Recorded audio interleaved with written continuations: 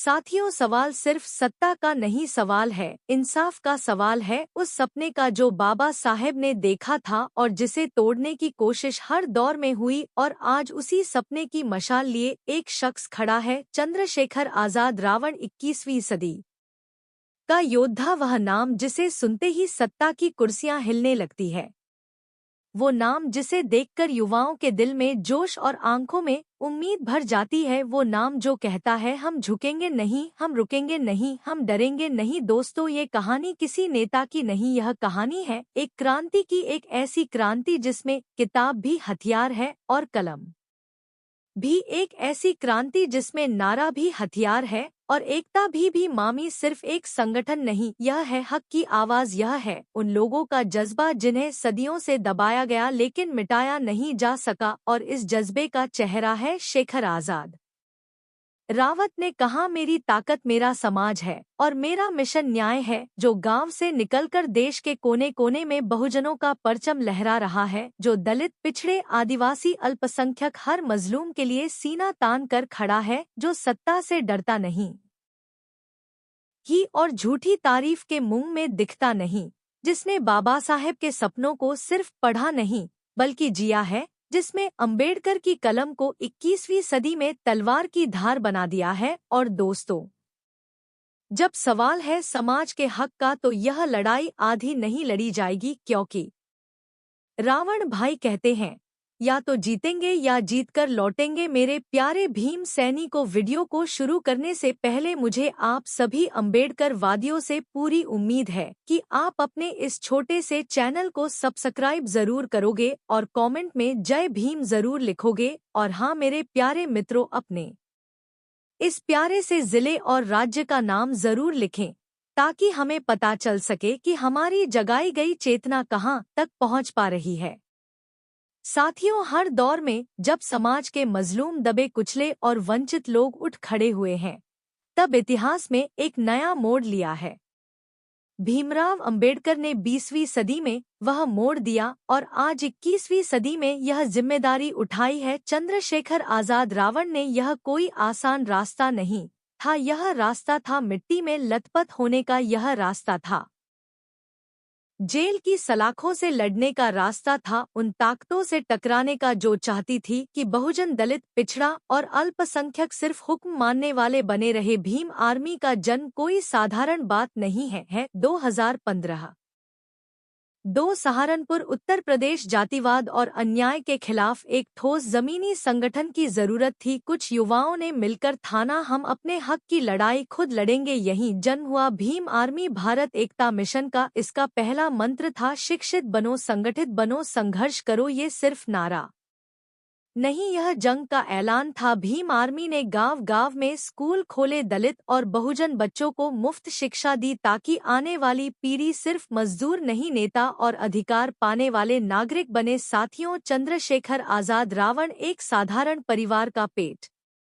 गीता, गरीबी देखी, भेदभाव देखा, लेकिन इन सबसे बड़ा देखा हक छीनने का खेल। उन्होंने ठाना कि यह खेल अब खत्म होगा। रावण भाई ने सड़क पर उतरकर गांव-गांव जाकर बहुजन समाज को एकजुट किया। जहां अन्याय हुआ वहां भीम आर्मी पहुंची, जहां पुलिस चुप रही, भीम आर्मी ने आवाज उठाई। और यही वजह है कि कुछ ही सालों में रावण भाई सत्ता के लिए खतरा और मजलूमों के लिए आसरा बन गए। दोस्तों, यह लड़ाई आसान नहीं थी। रावण भाई को जेल में डाला गया, झूठे मुकदमे लादे गए, सत्ता के दलालों ने उन्हें तोड़ने की कोशिश की, लेकिन उन्होंने एक बार मन से कहा था, अगर मुझे मार भी दिया जाए तो मेरी कब्र पर भी यह नारा गूंजेगा, जय भीम, जय भीम, जय भीम। दर्शकों, रावण भाई जानते थे कि सिर्फ सड़क पर लड़ना काफी नहीं, सत्ता बदलनी है तो सत्ता में जाना होगा। 2020 में उन्होंने बनाई आजाद समाज पार्टी, कांशीराम। यह पार्टी सिर्फ चुनाव जीतने के लिए नहीं बनी, यह बनी थी उस राजनीति को खत्म करने के लिए जो सदियों से बहुजनों को इस्तेमाल करके भूल जाती थी। एसपी और भीम आर्मी ने मिलकर शिक्षा, रोजगार, आरक्षण और कानून के हक के लिए आंदोलन चलाएगा। कहीं किसान आंदोलन में, कहीं दलित उत्पीड़न के मामलों में, कहीं सीए, एनआरसी जैसे मुद्दों में रावण भाई हर मोर्चे पर मौजूद रहे। दर्शकों क्यों कहा जाता है दूसरे अंबेडकर? क्योंकि अंबेडकर ने कलम से संविधान लिखा, रावण भाई उसी संविधान की रक्षा के लिए लड़ रहे हैं। क्योंकि अंबेडकर ने शिक्षित बनो, संगठित बनो, संघर्ष करो कहा, रावण भाई उसी को 21वीं सदी में जमीन पर उतार रहे हैं। क्योंकि अंबेडकर ने सत्ता से डरने से मना किया, रावण भाई सत्ता की आंखों में आंख डालकर खड़े हैं। क्योंकि अंबेडकर ने दलित बहुजन को इंसान का दर्जा दिलाया, रावण भाई उन्हें समान अधिकार दिलाने की लड़ाई लड़ रहे हैं।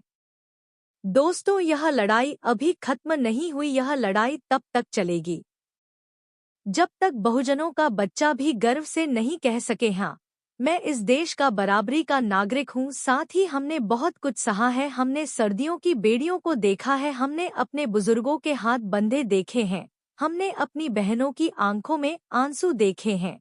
लेकिन आज हम वह पीढ़ी है जिसने तय किया है कि अब और नहीं। जब संविधान पर हमला हुआ, जब नागरिकता को धर्म के तराजू में तौला जाने लगा, तब रावण भाई ने साफ कहा, यह देश बाबा साहेब का है, यह संविधान बाबा साहेब का है और हम इसे किसी भी कीमत पर बचाएंगे। हाथरस बहनों की इज्जत की जंग। आधी रात को चिता जलाई गई, न्याय की लाश को राख में बदला गया, लेकिन रावण भाई ने पीड़िता के परिवार से कहा, जब तक तुम्हें न्याय नहीं मिलेगा मैं तुम्हारा बेटा बनकर लड़ता रहूंगा। किसान आंदोलन, खेत मजदूर और बहुजन का साथ। उन्होंने कहा, किसान सिर्फ खेत का मालिक नहीं तो देश की रोटी का रखवाला है, और जब बहुजन का खेत गुजरेगा तो उसकी थाली भी खाली हो जाए। 3 भीम आर्मी की ताकत बदलेगी नहीं, बदलाव की लड़ाई भी मामी ने साबित किया है कि संगठन सिर्फ नारों से नहीं चलता, संगठन चलता है सेवा, शिक्षा और संघर्ष से। गांव-गांव व स्कूल, हजारों बहुजन बच्चों को मुफ्त शिक्षा, कानूनी सहायता, उत्पीड़न के मामलों में तुरंत वकील और मदद, सड़क से संसद तक जहां जरूरत वहां आवास, महिला नेतृत्व, बहनों को सिर्फ मंच पर नहीं आंदोलन की कमान में जगह साथ ही होगा। भाई का कहना है, मैं तुम्हारा नेता नहीं, मैं तुम्हारा बेटा हूँ। मेरे बाल सफेद हो जाए, मेरे कंधे झुक जाएं, लेकिन जब तक तुम्हारे घर में रोटी नहीं, तुम्हारे बच्चों के हाथ में किताब नहीं और तुम्हारे खेत में फसल नहीं, मैं चैन से नहीं बैठूंगा। बाबा साहेब अंबेडकर जी ने कलम से संविधान लिखा, रावण भाई उसी संविधान की ढाल लेकर लड़ रही है। अंबेडकर ने बहुजनों को इंसान का दर्जा दिलाया, रावण भाई उन्हें बराबरी की ताकत दिलाने निकले हैं। अंबेडकर ने शिक्षा को हथियार बनाया, रावण भाई उसे आंदोलन का गोला बना रहे हैं।